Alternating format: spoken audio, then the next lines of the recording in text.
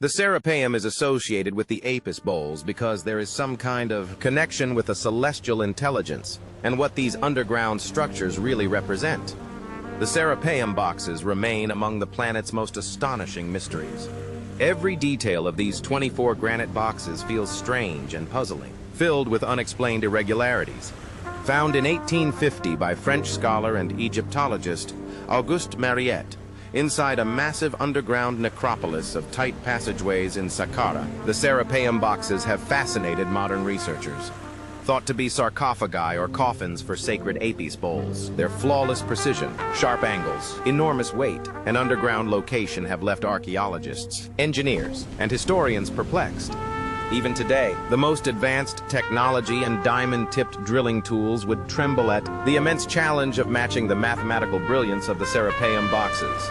How could an ancient Egyptian civilization, using copper tools and chisels, cut and shape solid granite with such extreme precision? How were these 24 massive boxes, each weighing between 70 and 100 tons, transported to the site and then perfectly aligned and placed into their niches?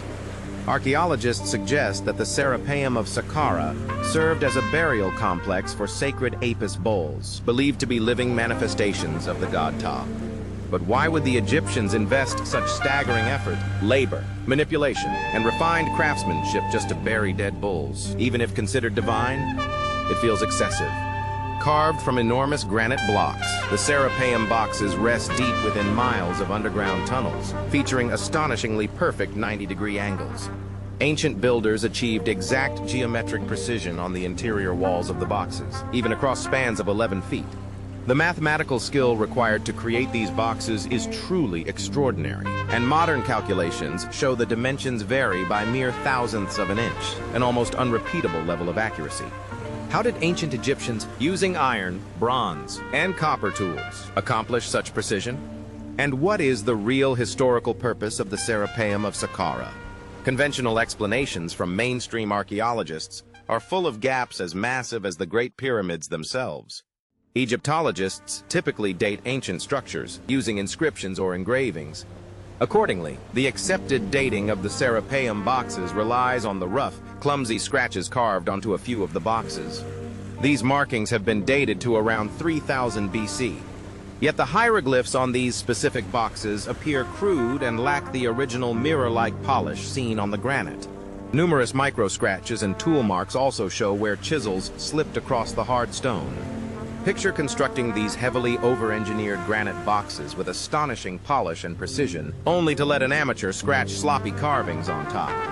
This graffiti-like etching cannot compare to the exceptional craftsmanship and mathematical mastery embodied by the Serapeum boxes. What if these boxes were created in another time period and later engraved by an entirely different culture? Yet the larger mystery still stands.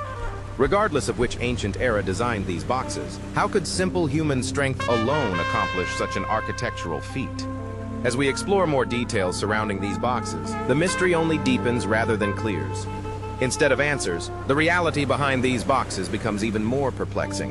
According to researchers and archaeologists, the granite used for some of the Serapeum boxes does not even exist in the quarries near Saqqara.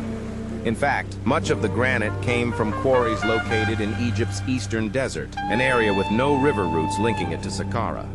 The journey covers nearly 800 miles of rugged mountains and harsh terrain. Picture moving a single granite block across that distance without modern tools, without machines, dragging each block individually on wooden planks.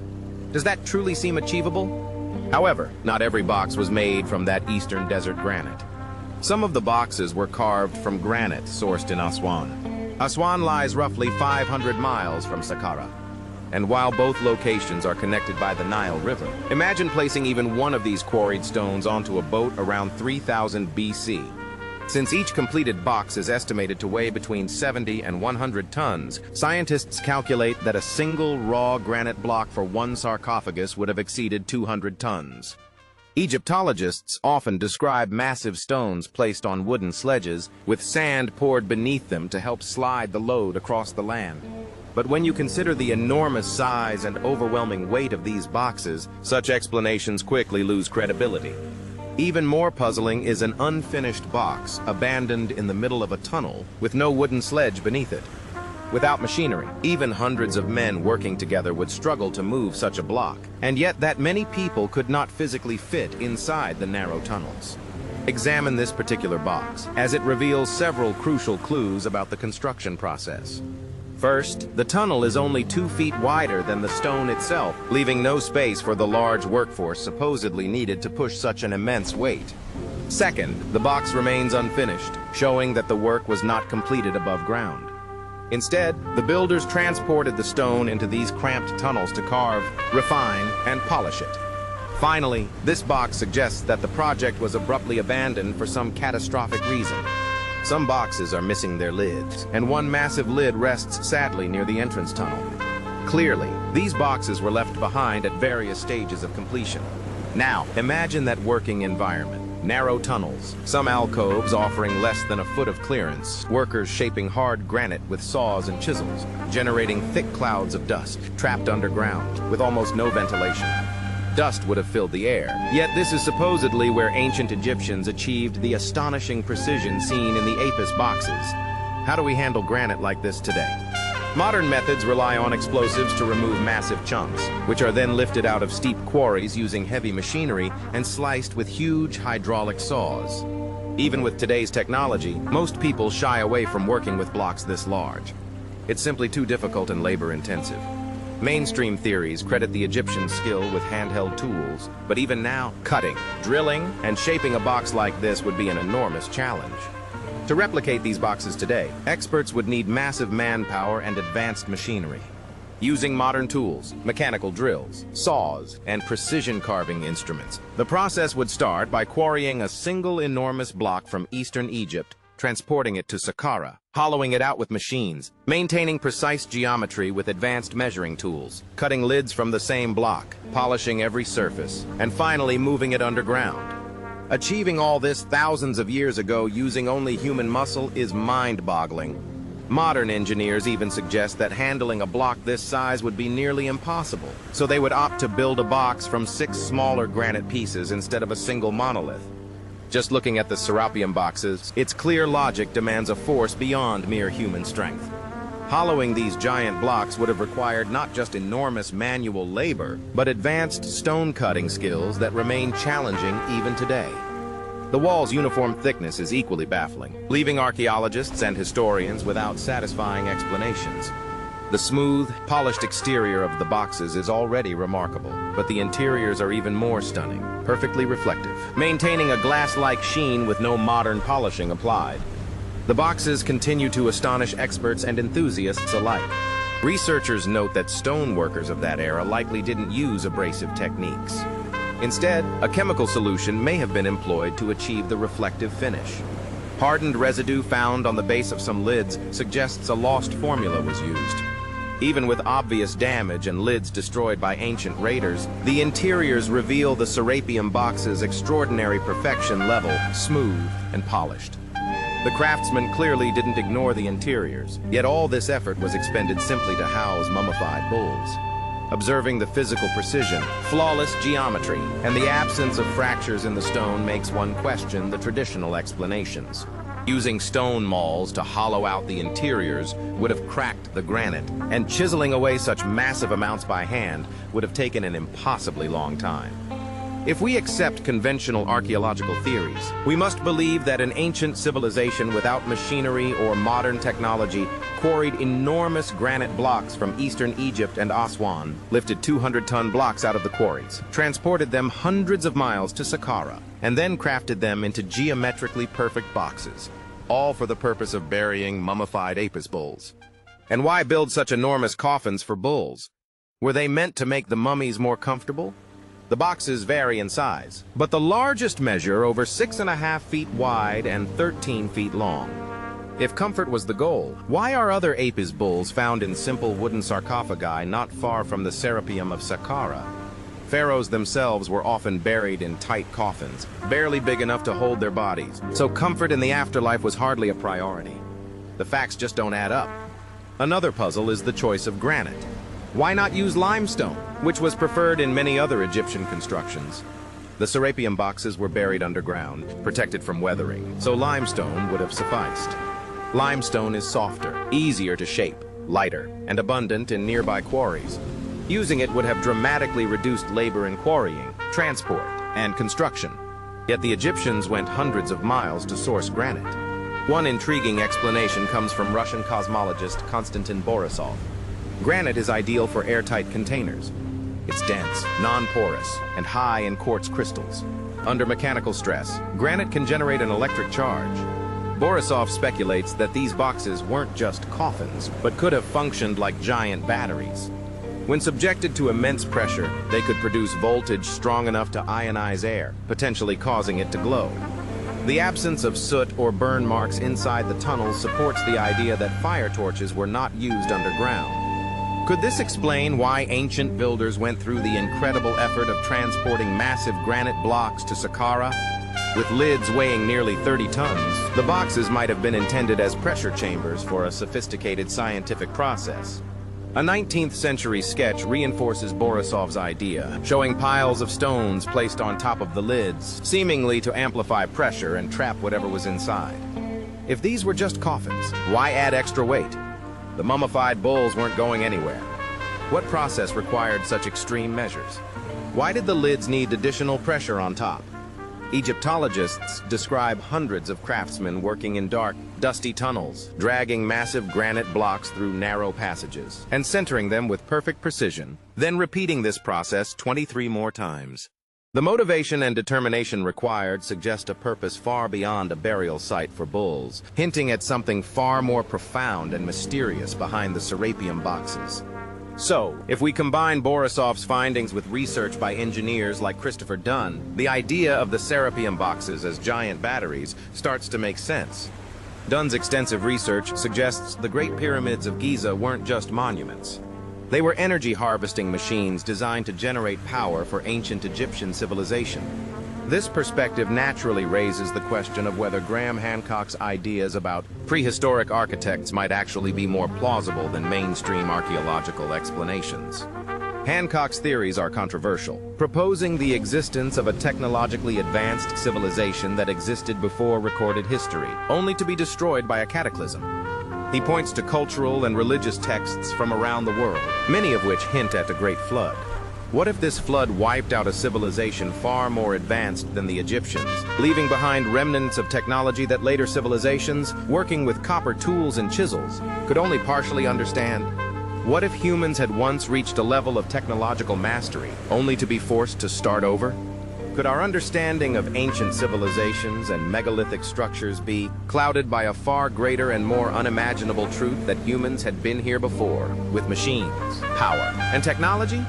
To the public, the idea of a lost advanced civilization may sound far-fetched, but consider this. Are mainstream explanations, which rely on chisels scraping at granite to produce airtight, geometrically perfect boxes, really more believable? Archaeologists have yet to convincingly explain the inconsistencies and gaps in logic, and modern historians often find conventional theories lacking when judged against practical reasoning. This leads to a compelling idea. Perhaps the ancient Egyptians didn't actually build the Serapeum boxes. They inherited them, much like we inherit ancient structures today. They may not have understood the purpose of these chambers, so they used them to house mummified Apis bulls. The crude carvings on some boxes support this notion. The craftsmanship of the boxes far exceeds the skill shown in the surface inscriptions. The masterful construction and amateurish carvings clearly don't come from the same civilization. Mainstream archaeologists insist that the same culture capable of executing such precise geometry on hard granite somehow lacked carving precision. The few boxes with inscriptions are rough scratches at best, while others remain perfectly smooth with mirror-like surfaces. Dating these boxes based on the crude hieroglyphs is clearly flawed. The boxes were likely intended for something far grander than bull burials. Perhaps complex energy manipulation, or a scientific process humanity has yet to rediscover. Skeptics dismiss Hancock's theories, pointing out there's no evidence of machinery or advanced technology within these ancient structures. They claim Egyptian stoneworkers achieved this skill through patience, practice, and generational knowledge. Yet human physical capacity has limits. Even with incredible dedication, moving and shaping massive granite blocks to perfect dimensions strains credibility. Similar discoveries across Egypt challenge the idea that copper tool-wielding craftsmen alone could have produced these architectural marvels. It increasingly seems the Serapeum boxes, like other megalithic wonders, may hint at knowledge and technology that ancient humans have long since lost. Other archaeological sites feature similar granite boxes with flawless geometric precision, something that is far from easy to achieve. There is also speculation about the use of diamond-tipped drills and advanced heavy machinery in constructing the Serapeum boxes and other ancient megalithic structures. But is there any proof? Some believe there is. One striking example is a similar granite box displayed in the Cairo Museum, featuring a single uneven cut through the stone. At first glance, it appears to be an abandoned project caused by a mistake. But when you examine the angle and depth of the cut, it almost shouts evidence of a startling reality about its makers. Such a cut could only have been produced by something slicing through granite at extremely high speed. How could a chisel carve so deeply into hard granite without hammer force, which would have cracked and shattered the stone entirely? Now consider the saw marks visible on other granite boxes inside the Cairo Museum. They closely resemble marks left by modern band saws. In fact, they suggest an even more efficient cutting speed than what we achieve today. Could these marks point to mechanical cutting technology similar to modern granite cutting machines fitted with diamond-coated blades? The idea of such technology existing in ancient times sounds outrageous. But is the alternative explanation of slow copper and iron chiseling really any more convincing? Then there are the perfectly circular drill holes found in various granite artifacts across Egypt. How do mainstream archaeologists explain them? The uniform diameter and depth of these holes would require a high-speed drilling device with a diamond-tipped head. Another example is a cylindrical granite artifact discovered near the Great Pyramid, etched with a continuous spiral groove, much like a vinyl record. How could such a spiral be produced without rapid rotation? The notion that the Egyptian civilization simply discovered and repurposed the Serapeum boxes becomes increasingly believable, especially when paired with the crude carvings found on otherwise architecturally perfect boxes. It seems the missing piece may be a lost technology, erased by a great flood or another catastrophic event, waiting to be rediscovered. Such a discovery could explain not only the origin and purpose of the Serapeum granite boxes, but also the precision and grandeur of other megalithic structures around the world. For now, the mysteries surrounding the Serapeum granite boxes remain unresolved. Their precision, material choice, transportation, and placement defy clear explanation. Why were these boxes dragged deep into an underground maze? Why use such an unforgiving material?